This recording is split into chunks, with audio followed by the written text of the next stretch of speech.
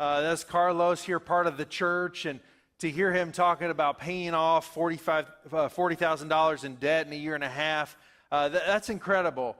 And Financial Peace University, that's just one of the life groups that you can sign up for today. I want to really encourage you to be a part of our life group launch and get connected with that.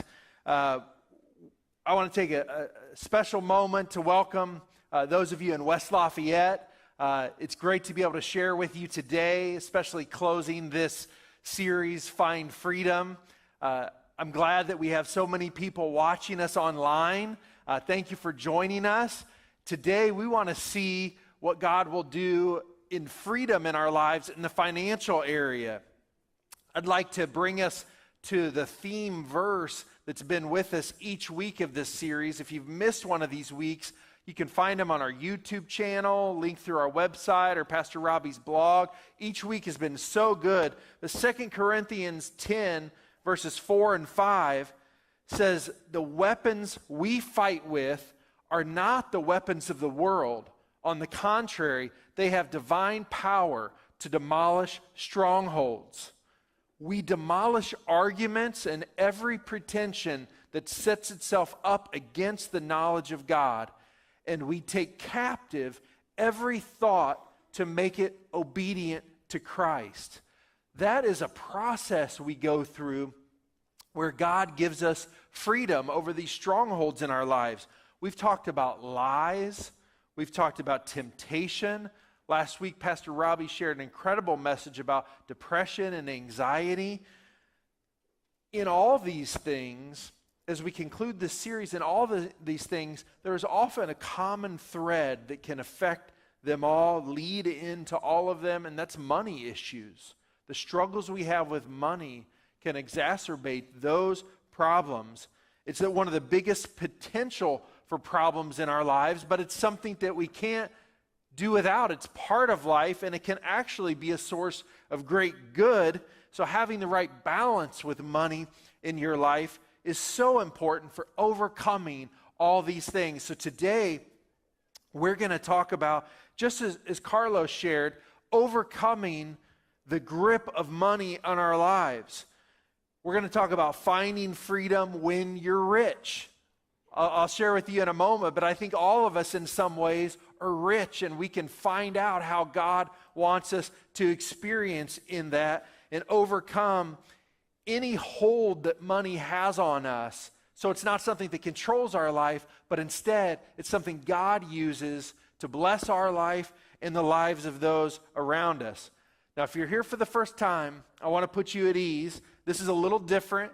Talking about money in church, we get a little nervous. This isn't a how to get rich with money. This isn't a get rich quick seminar or anything like that. I want to encourage you that this is going to be straight out of the Bible. We're going to see what God has to say to us. I've had my share of times when I've been a little nervous about money being discussed in church. I remember back a couple decades ago when I was a young youth pastor, and we were at a church whose senior pastor had moved on, and so we're waiting for a new senior pastor to come in. An evangelist was visiting with us that day, and one of his roles that day was to receive the offering. In hindsight, that could have been a mistake. My wife, Amanda, had her best friend visiting with us that day, and she had brought her father along. Her best friend's father was not following the Lord at that point in his life, and he just came to be supportive of us, and he was there in the church, and the evangelist started to tell some stories in the offering, and along the way, he says, I'd like everyone to just pull out your wallet, pull out your purse, and I'd like you to take the largest bill that you have out of your wallet and purse and hand it to your neighbor for a moment. And her best friend's father, he was a good sport, and he went along with all this. He happened to have a $100 bill on his wallet. He pulled it out and he gave it to his neighbor, and before we knew it, he'd called for the ushers, the buckets were being passed, and he's like, go ahead and place those bills right into the offering. And we just couldn't believe what had just happened. Needless to say, he didn't receive any more offerings in our church, and we got that $100 bill back afterwards for him and anybody else that wanted it. It's just, misunderstandings with money should not go along with church life, but Jesus had a lot to say about money, so that's why we land here today. We see that in the Gospels, Matthew, Mark, and Luke, which are the three first books of the New Testament, and they carry all these words of Jesus and all these stories. 1 out of every 7 verses in those 3 books is focused on money or possessions. 1 out of 7. Between a third to a half of all Jesus' parables, the stories he would tell to teach a point, had to do with money or possessions. This is a topic that Jesus spoke to all the time. It comes down to about 15% of all the recorded words we have of Jesus are focused around money, twice as much as faith and prayer combined. That may be really surprising to you. Only the kingdom of God, as a phrase, gets more attention than money and possessions. So if we took our church calendar here on a Sunday morning and we broke it down, it would translate into about 8 sermons each year about money and possessions. So we want to be there because clearly Jesus had something to say to us about that. So we want to see what he would say to us. Why did Jesus talk so much about money? There's a couple reasons I'd like to share with you. First, there's a strong connection between the heart and money. Believe it or not, your wallet is really tied to your heart. Matthew 6:21, Jesus says, "For where your treasure is, there your heart will be also." It is connected to what we have. When we place importance in something, it gains influence over our hearts. So there's a strong connection between the heart and money. Secondly, there's a potential for dangerous bondage. Money can get a grip on us. Jesus continues in Matthew 6, verse 24. He says, "No one can serve 2 masters. Either you will hate the one and love the other, or you will be devoted to the one and despise the other. You cannot serve both God and money." He draws money out as that second master. If you're serving money, you can't serve God fully. Many people struggle with debt. You may be here this morning and your financial house it feels like it's fallen down sometimes. You have so much debt you're dealing with. If we're serving debt all of our lives, then we can't be truly free to serve God. Our loyalties are divided. Debt causes us to be a slave. The Bible in Proverbs talks about the borrower being a slave to the lender. We can't serve 2 masters. We've got to find a way to have financial freedom if we want to serve God with all of our hearts. Third, Jesus talked about money so much because there's a potential for incredible good through generosity. Money can be an amazing force for good. We heard about the Needs of Teen Challenge and what can happen there. Money serves a purpose, and God wants to use it. In fact, there are passages in the Bible that are written specifically for rich people. Paul writes to Timothy. We're going to be looking at 1 Timothy chapter 6. And Paul, he's a former rich and powerful guy. He was a religious leader, one of the top students of a top rabbi in a very religious culture. So that brought him wealth and power. When he chose to follow Jesus, he gave all that up. So he's writing to Timothy, who's a young pastor, trying to teach his congregation, trying to lead them in Jesus' teaching. And Paul begins by saying, "Timothy, command those who are rich." We're going to get into this passage, but he says, "Timothy, I want you to speak to those that are rich." Now, why would he speak to rich people? Don't we want to speak to all people all the time?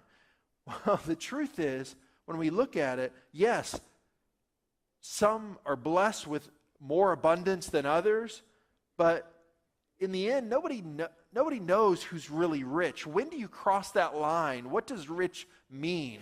When do you go from being not rich to rich? What is that line?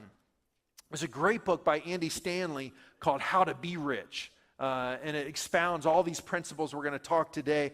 A great book on generosity, but he exposes us a little bit in America, and he talks about some of the ways that we are blessed. And I would call these today rich people problems. These are rich people problems. Let's see if any of them apply to us.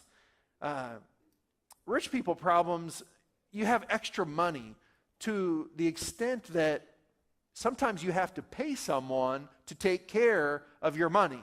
Okay? That's an incredible blessing. That's a rich person problem, though. We have cars and houses, and a lot of times we have a house for our car. You know, anybody have a garage like me? That's amazing. People in a lot of parts of the world would be amazed that we have a house for our car. We have extra food in America. So much food goes to waste because we can't get to it fast enough. We just can't eat enough, so we have to throw it away. It goes bad.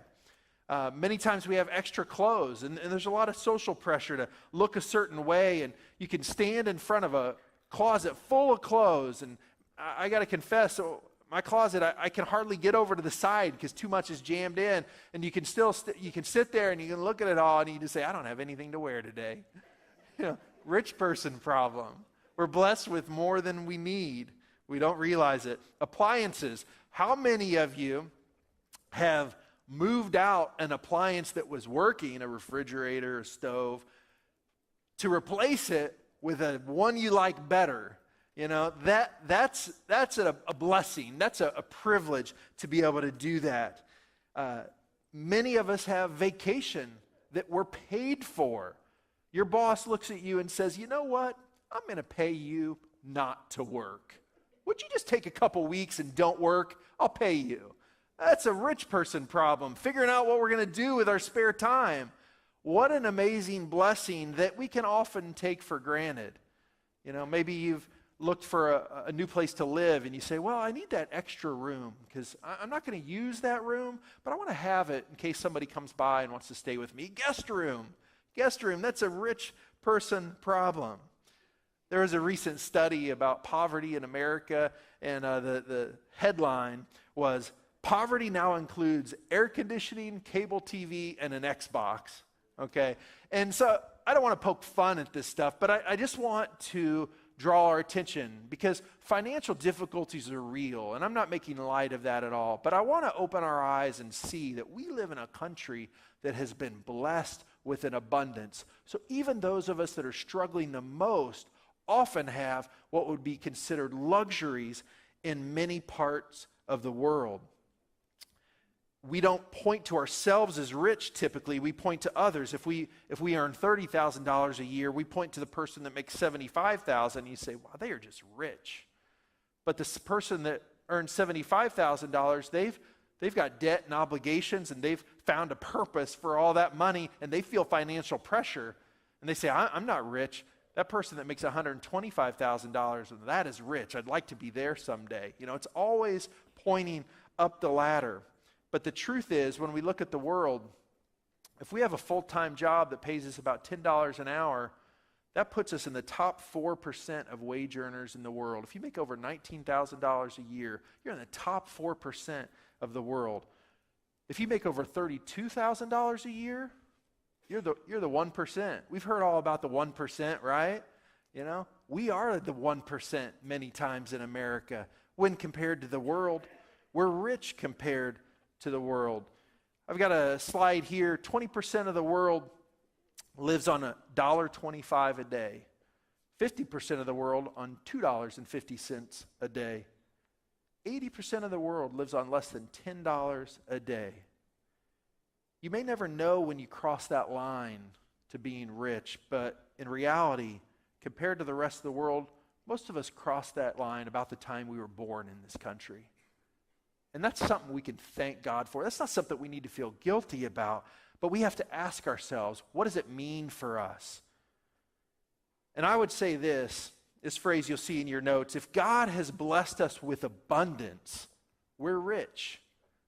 And we can recognize that. They say the first step is admitting you have a problem. We can admit, I'm rich, I'm blessed with abundance. Sometimes I have more than I need. Now, feeling rich is an entirely different thing. It's not about how much money you have, it's how it makes you feel. If we feel financial pressure in our lives, then we don't think we're rich.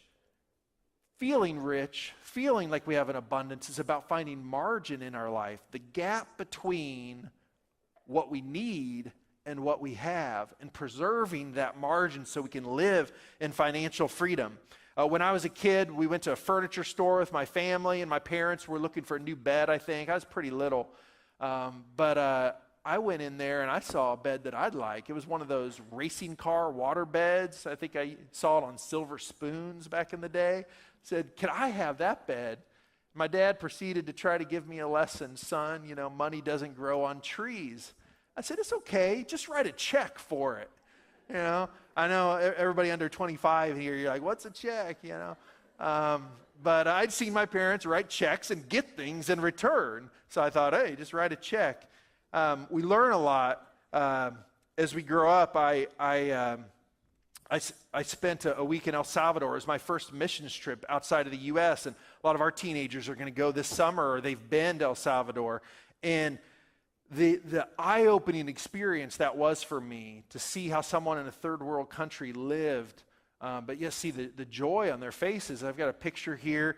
It changed my life. We'd see these little shanty towns with metal and maybe some stone or brick, just nothing to it. But yet, it was a country full of people we loved, and the guys that we worked with, we had 5 Salvadoran guys that we worked with all week there at King's Castle, and found out towards the end of the week, a couple of them, they lived in these shanty towns. We'd been driving by all week, or places that we had ministered in, and thought, how could anyone live here? But these people were full of happiness. They didn't let not having much affect them, and so that was a huge eye-opener to me.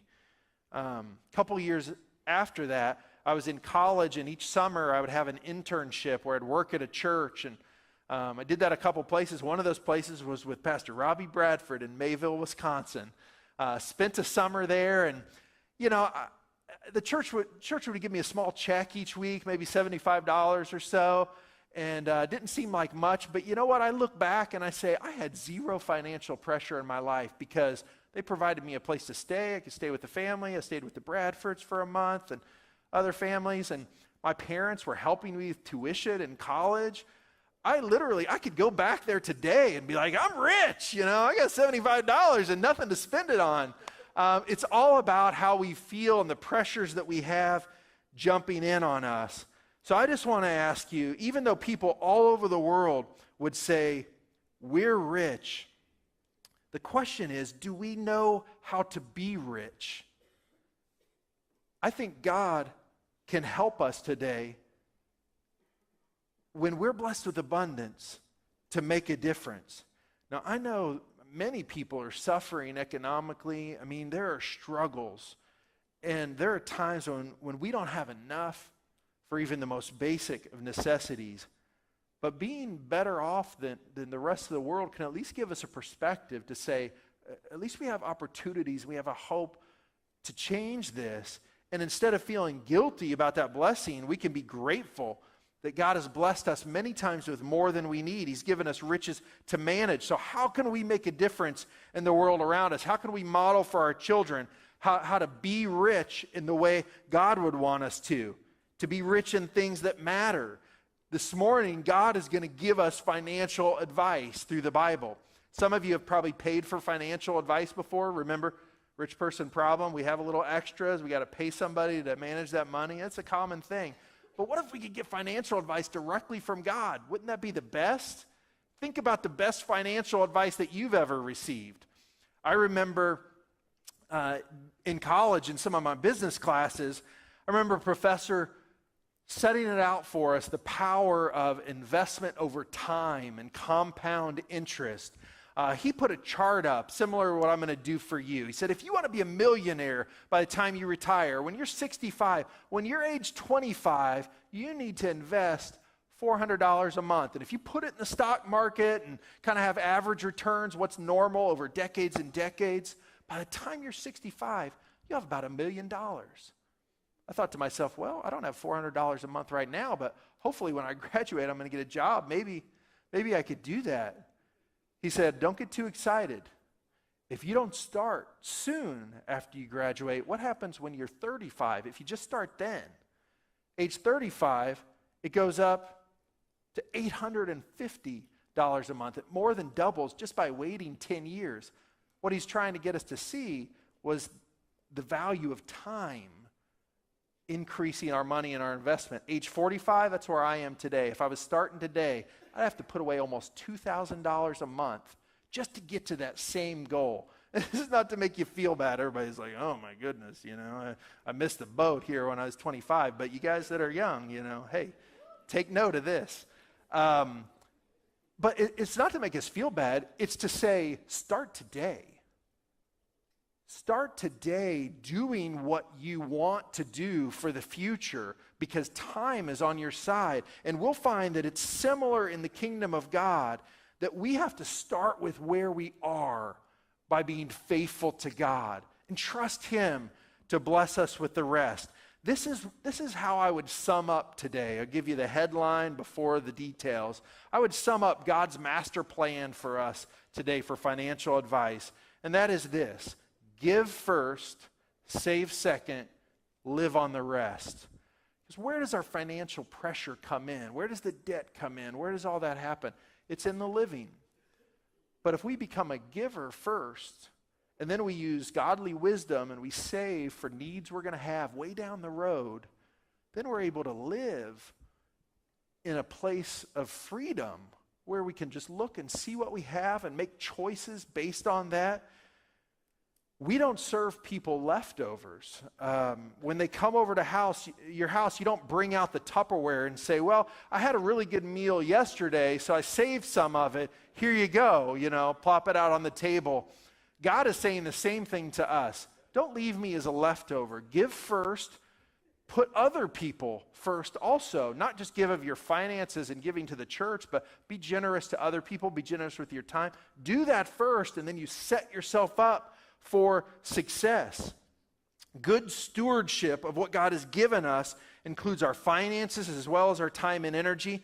I've got pictures here from the food pantry across the street. These people, every second and fourth Thursday of the month between 4 and 6, they have decided ahead of time, they've scheduled and said, I'm going to be there to help. I'm going to be there to serve people in our community. That is the kind of planning that develops a rewarding, lasting heart connection with what we do. When we just kind of serve on a whim, we're just like, oh, I got a little time left, I'll jump into something. We miss out on a richer type of service. And it's the same way with giving. Paul's command that he was writing to Timothy, we'll pick it up in verse 18 here. These rich people, Timothy, these people that maybe have a little more than they need, command them to do good, to be rich in good deeds, and be generous and willing to share. Not just an everyday kind of share that anyone shows, but be rich and generous. So let's explore how we can be rich in the things that matter most. If we're a person that has more than we need, how can we make a difference with what we've been given? And so I'd like to ask you this question as we dive into this. Do you have money, or does money have you? Is money controlling your life? If so, generosity is the key that fights against that. It's the key to finding freedom when we're rich, when we've been blessed with resources that can be a blessing to others. God is telling us to be generous and willing to share because He knows where our heart needs to be when it comes to money. He knows we need to have open hands. God puts things in our lives for us to be a steward. We have to hold them with open hands so they're ready to be shared, they're ready to be given, to use the way that God intended. Do you have money, or does money have you? We need to start living generously now, even if you don't feel like you're rich, even if you don't feel like you have extra, live like it. Because if you wait till you feel like it, that day may never come, and you miss out on so much of God's plan for you. You know, just like when we talked about investing, you have to start now. It doesn't matter if you're 25 or you're 45 or you're 55. God is showing us wisdom to say, if you save and invest and set aside, in the future, you'll have what you're going to need. That's one of the ways I provide for you. Start living like a rich person, someone who invests and let time increase their investment, whether it's about serving, whether it's about our finances. When we sow into the kingdom of God, when we make ourselves available, Jesus tells us we get a harvest back 30, 60, sometimes 100 times over if we live generously and we're willing to share. Let's go back to that first verse, verse 17, when Paul said, command those who are rich. And now we've taken a moment and we've saying, I don't feel like it, but maybe he's talking to me. Command those who are rich in this present world not to be arrogant, nor put their hope in wealth, which is so uncertain. And he goes on and continues, wants to let us know that we can't put our trust in wealth. We have to put our hope in God, who richly provides us with everything for our enjoyment. You see that God is the one who richly provides. God is the one who puts those things in our lives, so he doesn't want us to put our trust in that. He wants us to put our trust in him. He wants us to trust in God, not his gifts. Everything he's given us is for our use and for the blessing of others, but that's not the source. God is the source. So how do we do that? How do we trust in God, not his gifts? I got two things before we wrap up today, I'll tell you. First, give the first fruits. This is a biblical principle, giving the first fruits. That means being a percentage giver. That means deciding ahead of time, I'm going to give from the first and best. When the crops came in, the Israelites were instructed, set aside the best portion, the beginning portion for God. Honor him with that and let him prove himself in blessing over the rest. Courtney's video earlier, that's exactly what she was talking about. She made that hard decision. She went so far as to say, I'm going to make it automatic. You know, in our online giving setup, it's really easy to make your gift recurring. And you can say, you know, I'm making this choice today. I don't have to come back and revisit it every 2 weeks or every month whenever I'm paid. We had dinner with some friends last night who had started tithing, and just shortly after that got a call about a promotion, and the company was offering to help them pay off their debts and bills and a series of bonuses and this promotion. They just couldn't believe it, what God had done in their lives. Proverbs 3 says, honor the Lord with your wealth, with the first fruits of all your crops. Then your barns will be filled to overflowing, and your vats will brim with new wine. This is something that we can allow God to do in our lives. It's something we can allow him to show us in our lives. We talked about the 90-day challenge. You have one of these in your bulletin. Take 90 days with this principle of first fruits of giving to God, and let God show you what he'll do. He's not always going to send you a check the next day like he did for Courtney, and you're not always going to get a promotion, but I can guarantee you that God will bless you, and he will provide for you, and he will speak into your life in such powerful ways if you allow him to do that. So that's why we feel so confident about that. We say, you know, when you're into the 90 days and you just don't, you know, feel like it's worked for you, we'll give you your money back. You know, this is between you and God. It's not about the church. Perhaps that's a step you can take today.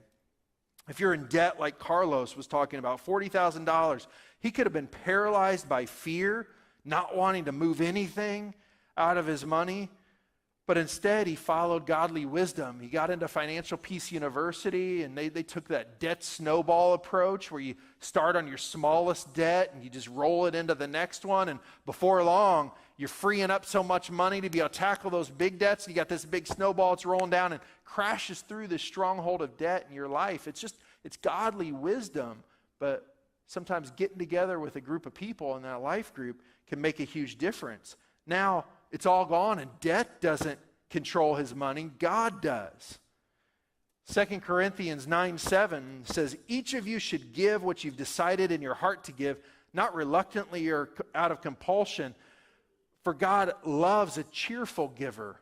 He wants us to decide. He wants to decide set ahead of time and set that aside. Let's look back at 1 Timothy 6, and the last verse there is verse 19. In this way, being rich in good deeds and all that, in this way, they will lay up treasure for themselves as a firm foundation for the coming age, so that they may take hold of the life that is truly life. That's about figuring out what matters, figuring out what lasts, that our possessions are just temporary. I'll ask you, when you talk about giving your first fruits, being generous, willing to share, does fear of not having enough hold you back from that? Is it hard for you to do the right thing, the thing that you feel like God's putting on your heart when you feel like it's going to cost you financially? That's a grip of money on your life. And becoming a first fruit kind of giver will break that on your life. You decide ahead of time. You don't let emotions come in and change that. So give the first fruits, and then secondly, store up treasure where it counts. Paul just told us, put it in eternity. If you're rich in good deeds, you build up treasure in heaven. Jesus told a parable about a landowner, and we got a barn here, another rich person problem, like where do I store my stuff? And this landowner had an abundant crop. It wouldn't fit in his barns. He said, what am I going to do? I'll tear down my barns, I'll build bigger barns, and then I can just sit back and take it easy. But God said to him that night, you fool, this night your very life will be demanded from you. Then who will get what you have prepared for yourself? It's great to leave things behind for those that come after us, but are we starting with that first step? Give first. Are we investing into eternal things before we're saving for ourselves and living on the rest? Jesus concluded that parable and he said, this is how it will be with whoever stores up things for themselves but is not rich towards God. So we can take the perspective of eternity. We can look at our wealth and it loosens our grip on it. It helps us open our hands and say, it's for God. He has a purpose for me in this, ensuring that what we own doesn't own us. So I'd like to conclude with this final thought here. Finding freedom. Loosen your grip on stuff, and stuff loosens its grip on you. If we're obsessed with getting more, having the next best thing, we don't want to be generous. If we're overcome with debt, we just feel like we can't be generous. And generosity, giving, serving, sharing, that's being rich towards God. Seeing what matters for eternity, not just for this moment, not just for these next 10 years, 20 years, 30 years, however long we have on this earth. If we do this, then the world begins to look different, and generosity takes the place of selfishness, and trust takes the place of fear. God becomes the center of our world, and our money is just a tool. It's a tool that He's given us. He's blessed us to make a difference in this world while we prepare for the world to come.